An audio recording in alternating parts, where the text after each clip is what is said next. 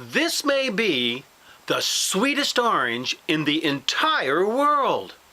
I picked it from this tree. I have harvested oranges from this tree for 19 years. But it was only 2 years ago that I learned just how fantastic, how magnificent, how sweet these oranges really are. I'll tell you more about that in a moment. But first, I'd like to tell you a little bit about my dad. A few years back, Dad visited my Toastmasters club, Hard Hats Toastmasters. We practice public speaking there. And although we meet at 7 o'clock on Friday mornings, Dad was amazed at the amount of energy in the room, the camaraderie, the fun that people were having, and all the things that they were learning. There is just no doubt if he lived in the area, he would have been our new member. Long after he left, he was still sharing with those he encountered about the wonderful people he had met at Toastmasters in San Diego, and all the things he'd seen them doing there, the speeches they gave, and the fun that they had. It was great to hear such enthusiasm. You know, I like that about my dad. I began to notice this about him about 10 years ago. This ability to tap into even little trivial things and find great joy in them and to express it to others. For example, some 6 years ago, we were visiting friends in Portland. One of the friends hopped in the back of the car and helped give us directions from our hotel to a restaurant. It was about a 20-minute drive and a dozen turns or so. On the way back, the friend was busy talking and I managed to get us back to the hotel. Ever since that day, Dad just carried on about the fabulous navigator that Steve is. Why, he was going down Broadways and boulevards and avenues and up side streets and alleys. Why, you would have thought he'd lived in Portland all of his life. Just amazing. Now that Steve, he sure knows how to get around. I would have thought he was talking about his other son, Magellan, who had just circumnavigated the globe. It was silly. But you know, I like that about my dad.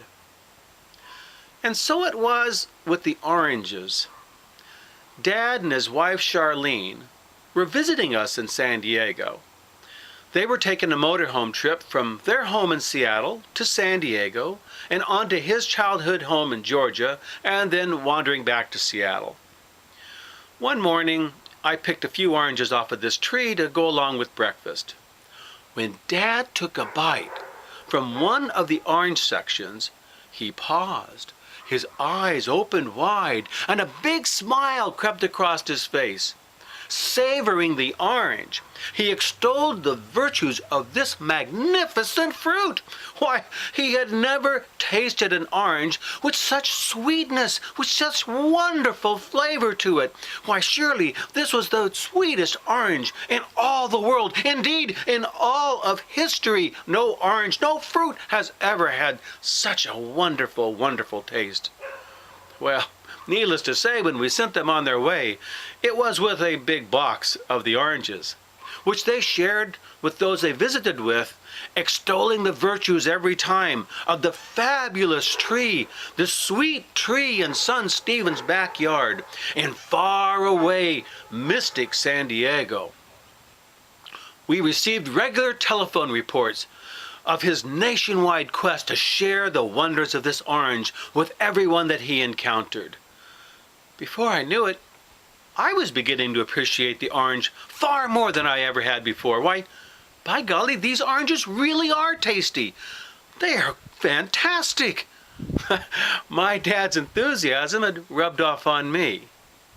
I like that about my dad. It is right about now and into March that the oranges peak in flavor. A couple months ago, Dad called. He was planning another of his whirlwind tours, and it was essential that it was planned so that his visit in San Diego would coincide with the peak of the season. It had been 2 years since Dad's Epicurean experience with the oranges, and he was counting down. Soon, however, it appeared that health issues may get in the way of his plans. And 3 weeks ago, Dad was hospitalized. The day he was released from the hospital, I gave him a call. He was sounding much better, but the news was not good. In addition to the cardiac problems he'd been facing for some time, the doctors said that they had discovered cancer in his bones, lymph nodes, and stomach. They recommended chemo. Dad was not keen on that idea, having seen my younger brother suffer terribly through chemo some years ago. But he would think about it. He had several appointments with doctors coming up, and he'd get back with me on that. As I hung up the phone, I realized Dad would not be visiting us in March. It was very possible that Dad would never be visiting with us again.